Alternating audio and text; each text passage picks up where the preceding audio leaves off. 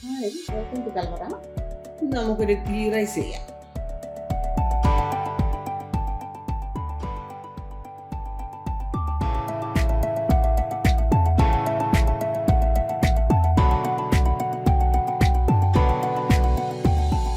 അതിനുവേണ്ടി ഞാനിവിടെ എടുത്തിരിക്കുന്നത് 3 കപ്പ് കൈമ റൈസ് കഴുകി വൃത്തിയാക്കി വെച്ചിരിക്കുകയാണ്. സവോള, ഒരു വലിയ സവോളയുടെ പകുതി ഒന്ന് കനം കുറച്ച് ഗാർണിഷ് ചെയ്യാൻ ഇടാൻ വേണ്ടിയിട്ട്, ഫ്രൈ ചെയ്തിടാൻ വേണ്ടിയിട്ട് എടുത്തതും, പിന്നെ അല്ലാതെ ആദ്യം വഴറ്റി അതിനകത്ത് ചേർക്കാൻ വേണ്ടിയുള്ളത്. അണ്ടിപ്പരിപ്പ്, മുന്തിരി, പട്ട ഒരു ചെറിയ കഷ്ണം, 3 ഏലക്ക, 3 ഗ്രാമ്പൂ, ക്യാരറ്റ് ചെറുതായിട്ടൊന്ന് ഗ്രേറ്റ് ചെയ്ത് എടുത്തിട്ടുണ്ട്, നാരങ്ങ അത് 1 ടീസ്പൂൺ നാരങ്ങ നീരാണ്, നെയ്യ്, സൺഫ്ലവർ ഓയിൽ, വെള്ളം. ഇനി നമുക്ക് ചെയ്ത് തുടങ്ങാം. സ്റ്റൗ ഓണാക്കി വെള്ളം തിളയ്ക്കാനായിട്ട് വയ്ക്കാം. അരി വേവിക്കാൻ ആവശ്യമായ വെള്ളം ഒന്ന് തിളപ്പിക്കാം. ഇത് 4.5 കപ്പ് വെള്ളമാണ്, 250 ml കപ്പ്. അരി എടുത്തതും അതേ കപ്പിൽ തന്നെയാണ്. അത് 3 കപ്പ് കൈമ റൈസാണ്, അതുകൊണ്ടാണ് 1 കപ്പിന് 1.5 കപ്പ് വെള്ളം എന്നുള്ള കണക്കിന് ഇത് 4.5 കപ്പ് വെള്ളമാണ് വയ്ക്കുന്നത്. ഇനി സ്റ്റൗ ഓണാക്കാം. ഇനി ഇത് അടച്ച് വെച്ച് തിളപ്പിക്കാം. ഒന്ന് ചെറുതായിട്ട് ചൂടായി കഴിയുമ്പോൾ മറ്റേ അടുപ്പിലേക്ക് മാറ്റാം. ആ സമയം കൊണ്ട് നമുക്ക് അണ്ടിപ്പരിപ്പും മുന്തിരിയും ഒക്കെ ഒന്ന് വറുത്തെടുക്കണം, ബാക്കി കാര്യങ്ങൾ ചെയ്യണം. വെള്ളം ചൂടായി. ഇനി ഇത് മറ്റേ അടുപ്പിലേക്ക് വയ്ക്കാം.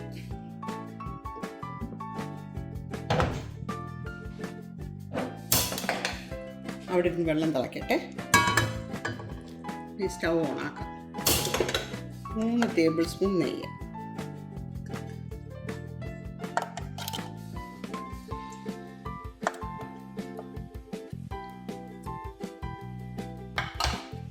രണ്ട് ടേബിൾ സ്പൂൺ സൺഫ്ലവർ ഓയിൽ,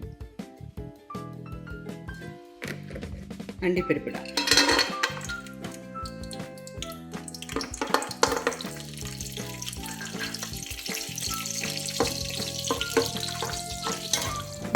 അണ്ടിപ്പരിപ്പ് കോരിയെടുക്കാം.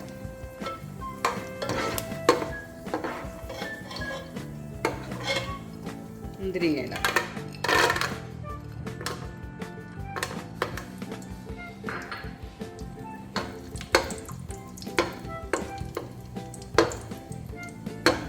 അതും കോരിയെടുക്കാം.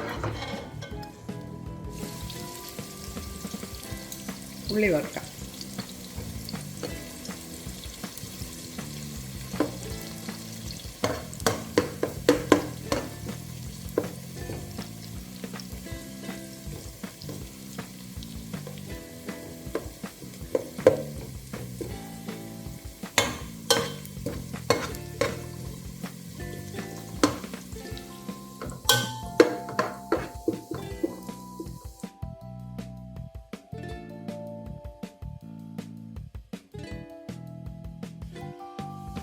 ഉള്ളി മൂത്ത് ഇനി കോരിയെടുക്കാം.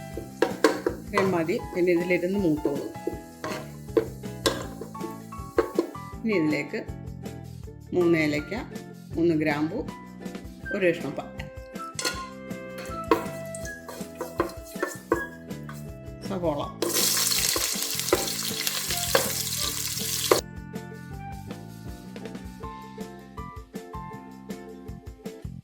ഇനി ഇതിലേക്ക് നേരത്തെ കഴുകി വെച്ചിരുന്ന റൈസ്, കൈമ റൈസ്,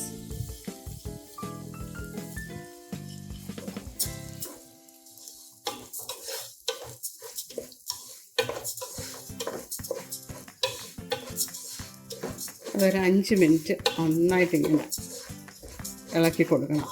5-6 മിനിറ്റ്.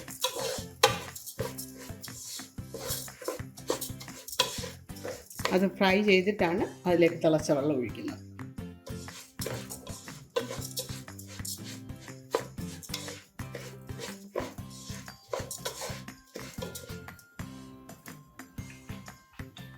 ഇനി നമുക്ക് തിളയ്ക്കാൻ വെച്ച വെള്ളം നന്നായിട്ട് വെട്ടി തിളയ്ക്കുന്നുണ്ട്. നിങ്ങൾക്ക് കാണാതെ. സ്റ്റൗ ഓഫ് ചെയ്യാം. അരിയിലേക്ക് വെള്ളം ഒഴിക്കുക.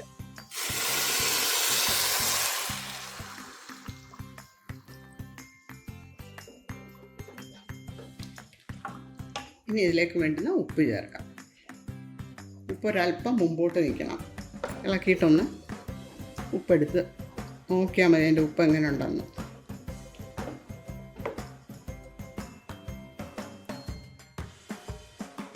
ഉപ്പ് ആവശ്യമുണ്ട്. ഇനി ഇതിലേക്ക് 1 ടീസ്പൂൺ നാരങ്ങാനീര്,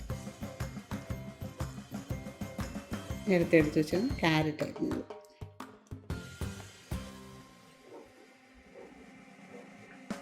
നന്നായിട്ട് തിളച്ച് കഴിഞ്ഞിട്ട് ലോ ഫ്ലെയിമിൽ ഇട്ട് വേണം പിന്നെ വേവിക്കേണ്ടത്.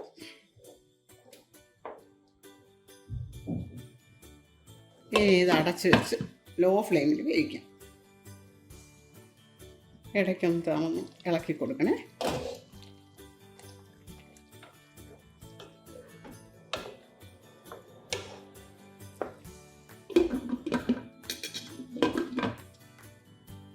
നമുക്കിനി തുറന്ന് നോക്കാം. റൈസൊക്കെ നന്നായിട്ട് വെന്തിട്ടുണ്ട്. ഉണ്ടല്ലേ, നന്നായിട്ട് വന്നിട്ടുണ്ട്. ഇനി ഇതിലേക്ക് അണ്ടിപ്പരിപ്പ്, മുന്തിരിങ്ങ,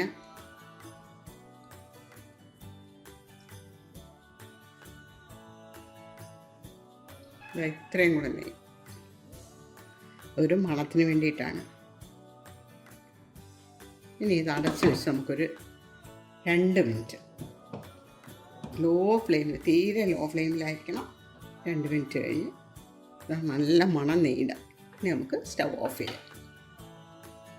ഈ വീഡിയോ ചെയ്യാനായിട്ട് എനിക്ക് മൊത്തം 11 മിനിറ്റാണ് വേണ്ടി വന്നത്. ലാസ്റ്റ് 2 മിനിറ്റ്സും കൂടെ ആഡ് ചെയ്ത് അങ്ങനെ 11 മിനിറ്റാണ് വേണ്ടി വന്നത്. ഈ വീഡിയോ നിങ്ങൾക്ക് ഇഷ്ടമായെങ്കിൽ സബ്സ്ക്രൈബ് ചെയ്യാൻ മറക്കരുത്. Please like, share and subscribe. Thank you.